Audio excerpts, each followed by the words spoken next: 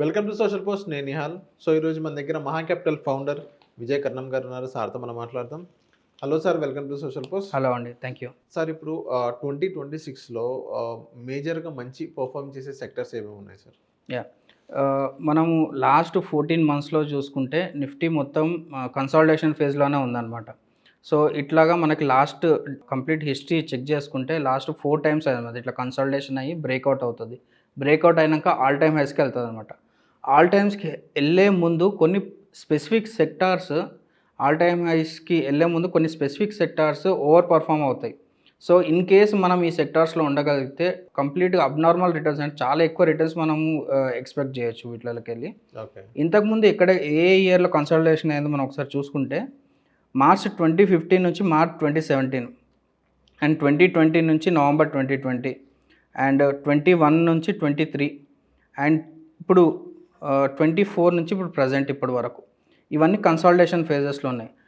ఇప్పుడు ఇక్కడ నుంచి మనకి మనం బ్యాక్ టెస్ట్ చేసి చూస్తే లాస్ట్ 10 years బ్యాక్ టెస్ట్ చేసి చూస్తే ఇప్పుడు కరెంట్ అవుట్ పర్ఫార్మర్స్ ఏ సెక్టార్స్లో ఉన్నాయంటే పిఎస్యూ బ్యాంక్స్ ఉన్నాయి అండ్ ప్రైవేట్ బ్యాంక్స్ ఉన్నాయి, మెటల్స్ మనం గోల్డ్ సిల్వర్ చూస్తున్నాం కదా, and capital markets, auto and finance sectors, financial services.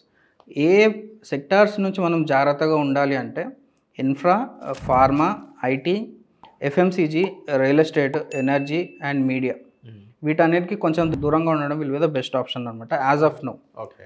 And historical patterns ఒకసారి మనం చూసుకుంటే ప్రతి కన్సాలిడేషన్ తర్వాత నిఫ్టీ 30 నుంచి 50% గెయిన్ అయిందనమాట ప్రతి కన్సాలిడేషన్ నుంచి. ఓకే. ఎగ్జాంపుల్ చెప్పాలంటే 2015-17లో కన్సాలిడేషన్ అయిన తర్వాత 32% ర్యాలీ వచ్చింది. అండ్ కోవిడ్లో 2020లో మనకి ఎప్పుడైతే కోవిడ్ హిట్ అయిందో దాని తర్వాత 50% ర్యాలీ వచ్చింది నిఫ్టీలో. అండ్ 2021 నుంచి 2023లో 40% ర్యాలీ వచ్చిందన్నమాట. ఓకే. సో ఇదే ప్యాటర్న్స్ మనం చూసుకుంటే ఇప్పటి వరకు అంత కన్సాలిడేషన్లో నడుస్తుంది కాబట్టి నిఫ్టీ 0% వచ్చింది రిటర్న్స్ ఇప్పటి వరకు. 0%. ఇప్పటి వరకు ఏం రిటర్న్స్ రాలేదు. ఇక్కడ నుంచి మనకి ఎక్కువగా పొటెన్షియల్ 30 to 50% అయితే పొటెన్షియల్ ఉంది. సో ఇప్పటి వరకు మనకి లాస్ట్ సెక్టార్స్ 2015లో ఉన్న సెక్టార్స్ ఒకసారి చూసుకుంటే ఎప్పుడైతే బ్రేక్అవుట్ కాకముందు ఆల్ టైమ్ హై కాకముందు ఏ సెక్టార్స్ మంచి పర్ఫామ్ అయినాయి అంటే FMCG, private banks, auto and financial services.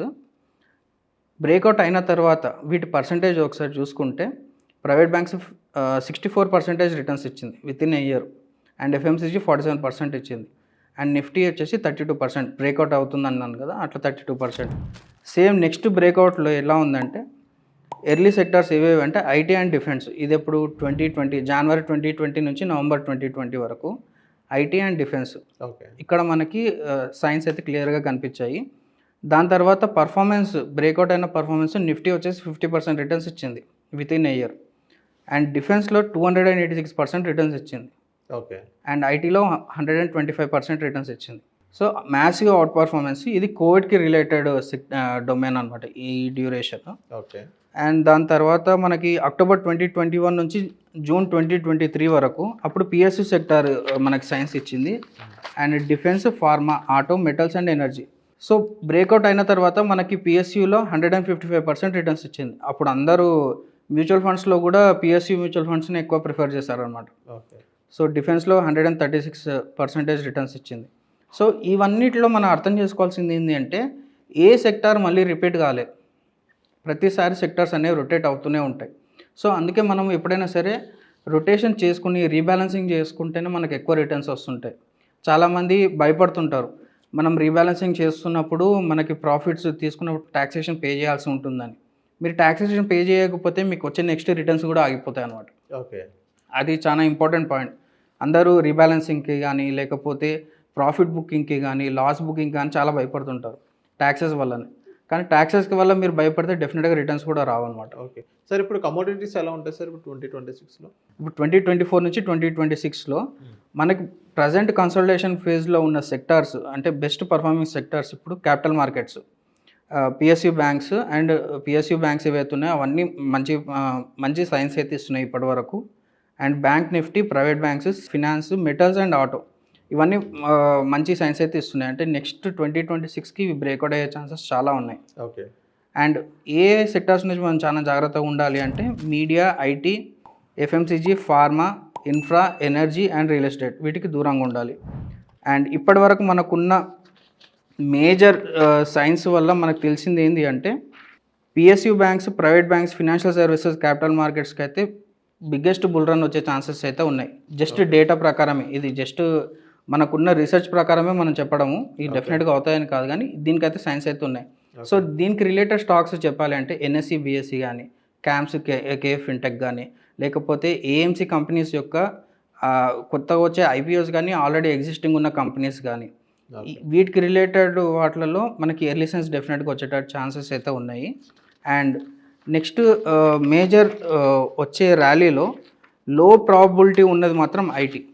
లో ప్రాబిలిటీ ఐటీ అండ్ ఎఫ్ఎంసీజీకి మనం ఆయనతో దూరంగా ఉండడం will be the best option అనమాట. అంటే మళ్ళీ అలా అయితే రిసెర్షన్ కూడా అవ్వచ్చు అంటారు. ఐటీ అంటే సైన్స్ చెప్తున్నావు కదా, రిసెర్షన్ కూడా అదే విధంగా అవ్వచ్చు అని అనుకోవచ్చు. అంటే ఇప్పుడు మనం లాస్ట్ 1-2 ఇయర్స్ నుంచి కూడా మనం చూసుకుంటే ఏఐ బబుల్ వస్తుంది అని చెప్పేసి ఎన్విడియా కానీ ఈ మనకైతే గ్లోబల్ జెయింట్ కంపెనీస్ ఉన్నాయో వాటిలలో ఓవర్ హైప్డ్ చేసి ఎక్కువ ఇన్వెస్ట్మెంట్స్ చేసి ఆల్రెడీ ట్రాప్ అయిన వాళ్ళు చాలామంది ఉన్నారు.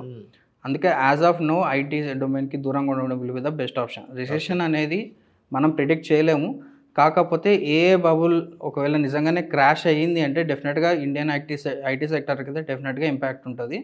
సర్వీస్ రిలేటెడ్ కంపెనీస్ కొంచెం తక్కువ ఉంటుంది, అంతే. సర్వీస్ ఓరియంటెడ్ తక్కువ ఉంటుంది, చాలా తక్కువ ఉంటుంది. కాకపోతే ఓవరాల్గా అంటే ఇప్పుడు ఏ రిలేటెడ్ కంపెనీస్ లేకపోయినా సరే దాన్ని యాజ్ ఏ రీజన్గా చూపించి కూడా లే ఆఫ్స్ అవుతున్నాయి.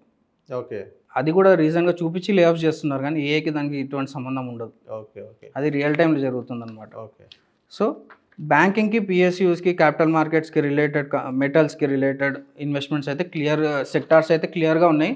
అక్కడ మనం ఇన్వెస్ట్మెంట్ చేసుకోగలిగితే will be the best option.